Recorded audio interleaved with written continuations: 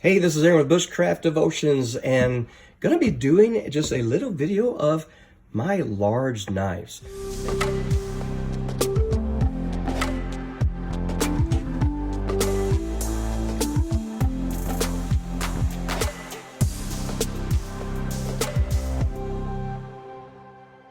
Now, you know my feeling.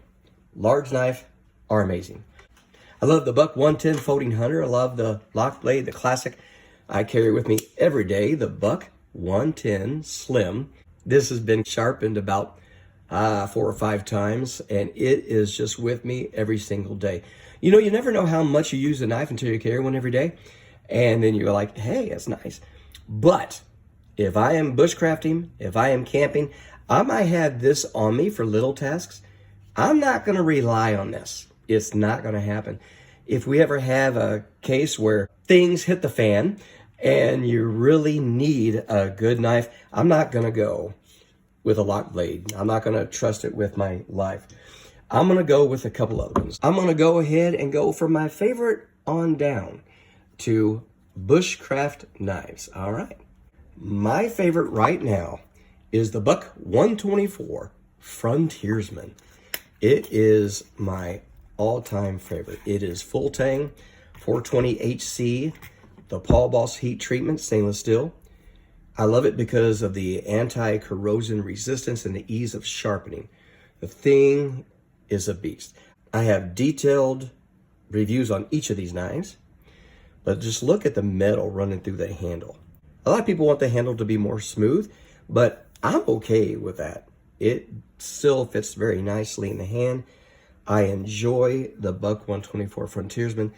Goes with me camping anywhere I go, and I really enjoy that knife. So that is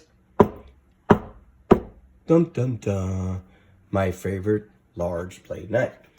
The second favorite that I have is going to be the Kabar Becker BK9. It's going to be my second one. It is an ultimate bushcraft. Now, it's going to be a little bit different. It is a 1095 Crowvan carbon steel. Now, it is a bushcrafter's dream. This thing has went through, just you can watch review upon review of this thing going through crazy bushcrafting and just holding up. Feels very good in the hand. You can get micarta handles, scales put on there, good jimping. No finger choil, but you can really go up on this, and it is very nice. It does have full tang. That's more of a skeleton tang. You're going to have a holes here and holes here, but its tang comes out the back, so you can use that to bust nets, tent pegs, break windows if you need to. It is an all-around good knife. I like it. Now, the only difference is you're going to take more care of this blade than this one. Now, don't get me wrong. Every time you use a knife, wash it. Make sure you oil it up.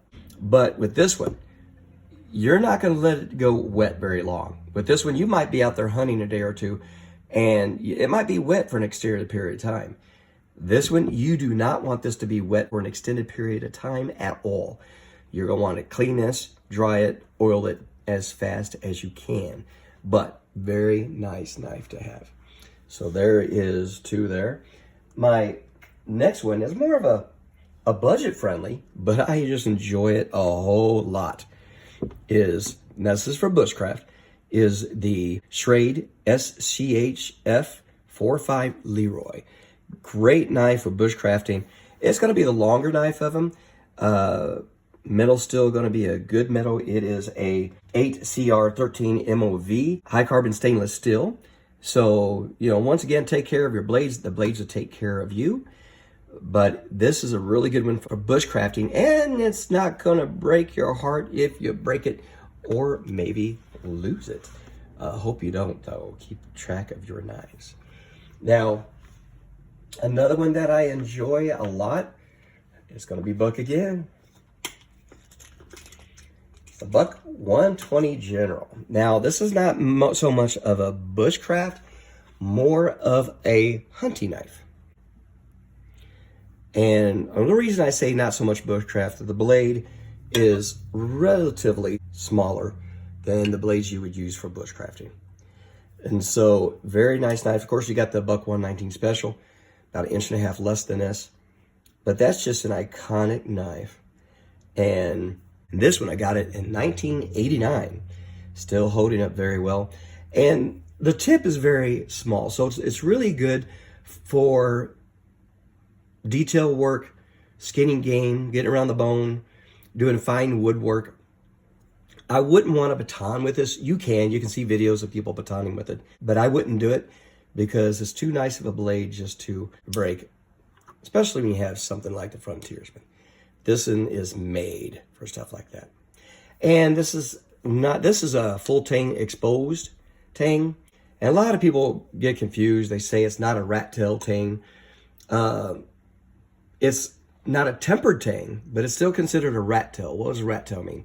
It means the metal is skinnier than the actual blade, and it goes through the handle. Now, it is pinned way back here. So it does go all the way back, but it's considered a rat tail. Now, a tempered tang is smaller, and then it tempers thinner, thinner, thinner, till it kind of rounds out. And it might not go all the way back, it might go all the way back, but that's called a tempered tang. So anything that's not the full length of the blade is still considered a rat tang. Now, a lot of people are shouting right now, no, it's not. Just look up the diagrams. In fact, I'm gonna go ahead and put in the diagram right here. There you go. See the difference between the rat tail? So that shows you the difference. Okay, another one that I really enjoy, the Familiar.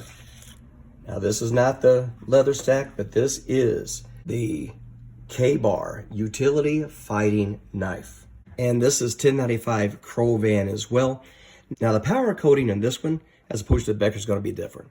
This one's going to have a smooth powder coating, very nice. This one's going to have a more rough. And the reason for that is they think you're going to be more rough with the Becker BK9. You're going to be out in the wilderness more, and it's a little bit more of a coating that's going to stick to the blade a bit longer, which is going to help with the corrosion resistance. Now, this one doesn't have the full length exposed full tang as well.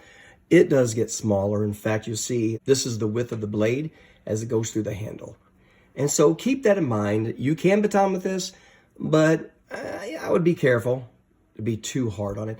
In fact, the simple rules, use a knife for what a knife is used for. It'll take care of you. Okay, a lot of blades right there. And once again, when you look at these knives, I love the full tangs. I love the large knives, once again, because if you're out and you need a large knife, it's better to have one than need one and not have it. And so I'm going to have affiliate links in the description for each of these knives. And so I appreciate your comments about, hey, what's your favorite knife? Let me know. If you like what you watch, hit like, subscribe, ring the bell for notifications of other videos. And thank you for watching. God bless.